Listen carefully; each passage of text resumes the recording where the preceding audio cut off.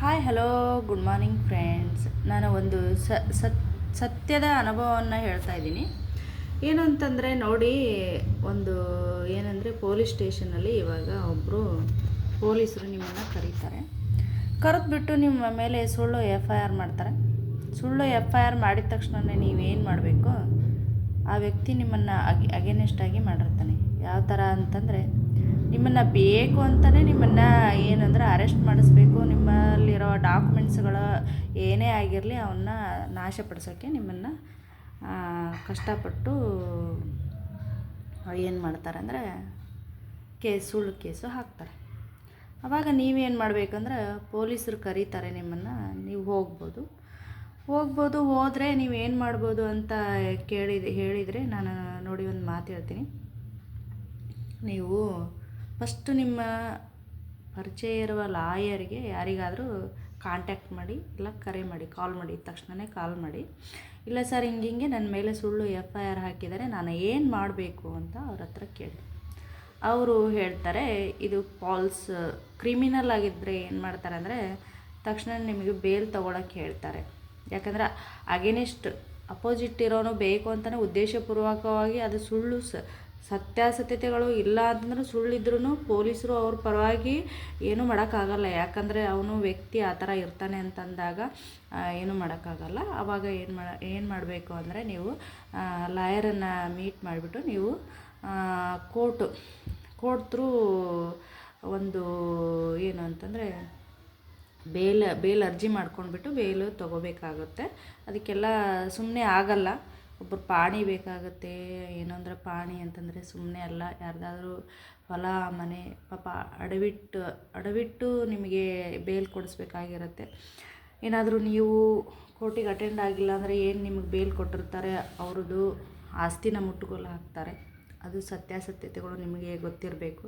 ಪಾಪ ನಿಮಗೆ ಹೆಲ್ಪ್ ಮಾಡೋಕ್ಕೋಗಿ ಅವರು ಏನು ಅಂದರೆ ಸಹಾಯ ಮಾಡೋಕ್ಕೋಗಿ ಅವರು ಸಿಲುಕಬಾರ್ದು ಅಂತ ಹೇಳ್ತಾ ಇದ್ದೀನಿ.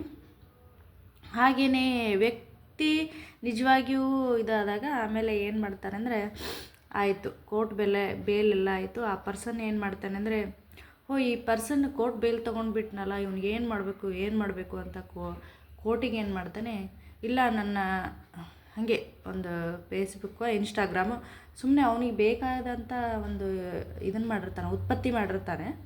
ಆವಾಗ ಏನು ಮಾಡ್ತಾರೆ ಅಂತಂದರೆ, ಇಲ್ಲ ನಂದು ಫೇಕ್ ID ಕ್ರಿಯೇಟ್ ಮಾಡಿದ್ದಾರೆ ಅಂದ್ಕೊಂಡ್ಬಿಟ್ಟು ಅವನು ಸುಳ್ಳು ಫೇಕು ಕೇಸ್ ಹಾಕಿರ್ತಾನೆ. ಆಮೇಲೆ ಕೇಸ್ ಹಾಕಿದಾಗ ಈಗ ಕೋರ್ಟ್ ಬೇಲಾಯಿತು, ವ್ಯಕ್ತಿಗಾಯಿತು. ಈಗ ಅವ್ರಿಗೆ ಬೇಕಾಗಿರೋದೇನು ಪ್ರಾಪರ್ಟಿ ಫೋನು ಎವಿಡೆನ್ಸು ಸಾಕ್ಷಿ ಎಲ್ಲ ನಾಶ ಮಾಡಬೇಕು. ಫೋನ್ ಬೇಕೇ ಬೇಕು ಅಂತ ಜಿದ್ದು ಹಿಡ್ಕೊಂಡ್ಬಿಟ್ಟು ಮತ್ತು ಕೋರ್ಟಿಗೆ ಅಪ್ಲೈ ಮಾಡ್ತಾರೆ. ಇಲ್ಲ ಆ ಪರ್ಸನನ್ನು ಮತ್ತು ಆ ಪ್ರಾಪರ್ಟಿ ಅಂದರೆ ಫೋನನ್ನು ಇದನ್ನು ಮಾಡಬೇಕು, ಸೀಜ್ ಮಾಡಬೇಕು ಅಂತ ಹೇಳಿ ಉದ್ದೇಶಪೂರ್ವಕವಾಗಿ ಇರುತ್ತೆ. ಯಾಕಂತ ಕೇಳಿ, ಅವ್ರ ಮೇಲೆ ಏನಾದರೂ ಇನ್ನೊಂದು ಬೇರೆ ಕೇಸ್ ಹಾಕಿದರೆ, ಯಾವುದೋ ಮೇಂಟೆನೆನ್ಸ್ ಕೇಸು, ಗಂಡನ ಮೇಲೆ ಹೆಂಡತಿ ಮೇಲೆ ಏನೋ ಹಾಕಿರ್ತಾರೆ. ಅವರು ಹೆದರ್ಕೊಂಡಿರ್ತಾರೆ. ಏನು ಅಂತಂದರೆ, ಎಲ್ಲ ಸಾಕ್ಷಿಗಳು ಪ್ರೂವ್ ಆಗಿಬಿಟ್ರೆ ನಾನೆಲ್ಲಿ ಮೇಂಟೆನೆನ್ಸ್ ಕೊಡಬೇಕು ಅಥವಾ ನಿಜವಾಗಿಯೂ ನಾನು ತಪ್ಪಿತಸ್ಥರ ಆಗ್ತೀನಿ ಅಂತ ಅವನಿಗೆ ಭಯ ಇರುತ್ತೆ. ಯಾರಿಗೆ? ಅಪೋಸಿಟ್ ಪಾರ್ಟಿಗೆ. ಹಾಗಾಗಿ ಉದ್ದೇಶಪೂರ್ವಕವಾಗಿ ಮಾಡಿರ್ತಾರೆ. ಅದಕ್ಕೆ ನೀವೇನು ಮಾಡಿ, ಲಾಯರನ್ನು ಆಮೇಲೆ ಸ್ಕ್ವಾಷ್ ಅಂತ ಇರುತ್ತೆ. ಸ್ಕ್ವಾಷ್ ಅಂದರೆ ನಿಮ್ಮ ಹತ್ರ ಎಲ್ಲ ಪ್ರೂಫು ಇದ್ದಾಗ ನೀವೇನು ಮಾಡಬೇಕಂದ್ರೆ ಕೋರ್ಟಿಗೆ ಸ್ಕ್ವಾಷ್ ಅಂತ ಅಪ್ಲೈ ಮಾಡಬೇಕಾಗಿರುತ್ತೆ. ಸ್ಕ್ವಾಷ್ ಅಪ್ಲೈ ಮಾಡ್ಬೋದು ಎಲ್ಲ ಡಾಕ್ಯುಮೆಂಟ್ಸ್ ಇದ್ದಾಗ. ಇಲ್ಲ ನಾನು ಲೀಗಲಾಗಿ ಫೈಟ್ ಮಾಡ್ತೀನಿ, ಅವರ ತಪ್ಪುಗಳನ್ನು ಅವ್ರಿಗೆ ತಿಳಿಸ್ತೀನಿ, ಅವ್ರ ತಪ್ಪುಗಳು ಅವರಿಗೆ ಗೊತ್ತಾಗಲಿ ಅಂತ ಇದ್ದರೆ ಆ ಥರನೂ ಮಾಡಿ. ಆಮೇಲೆ ನೀವೆಲ್ಲ ಕೇಸ್ ಮುಗಿದ ಮೇಲೆ ನೀವೇನು ಮಾಡ್ಬೋದು ಅಂದರೆ, ಯಾವುದು ಅಂದರೆ, ಈಗ ನಿಮ್ಮ ಮೇಲೆ ಸುಳ್ಳು ಕೇಸ್ ಆಗಿದೆ ಅಂತಂದರೆ ಯಾವ ರೀತಿ ಅವ್ರ ಮೇಲೆ ಕೇಸ್ ಮಾಡ್ಬೋದು ಅಂತಂದರೆ, ಮಾನಹಾನಿ ಎಲ್ಲ ಹಾನಿಗಳ ಮೇಲೆ ಒಂದು ಕೇಸ್ ಇದೆ. ಆ ಕೇಸನ್ನು ನೀವು ಅಪ್ಲೈ ಮಾಡ್ಬೋದು. ಅದನ್ನು ನೀವು ಹೈಕೋರ್ಟಿಗೂ ಹೋಗ್ಬೋದು, ಸುಪ್ರೀಂ ಕೋರ್ಟಿಗೂ ಹೋಗ್ಬೋದು. ಯಾಕಂದರೆ ಎದುರುಗಡೆ ವ್ಯಕ್ತಿ ಸುಮ್ಮನೆ ನಿಮ್ಮ ಮೇಲೆ ಅಪವಾದ ಮಾಡಿ ಸುಳ್ಳು ಕೇಸ್ ಮಾಡಿದಾಗ ನೀವು ಆರಾಮಾಗಿ ಹೋಗ್ಬೋದು. ನಿಮಗೆ ಜಯ ಸಿಕ್ಕೇ ಸಿಗುತ್ತೆ.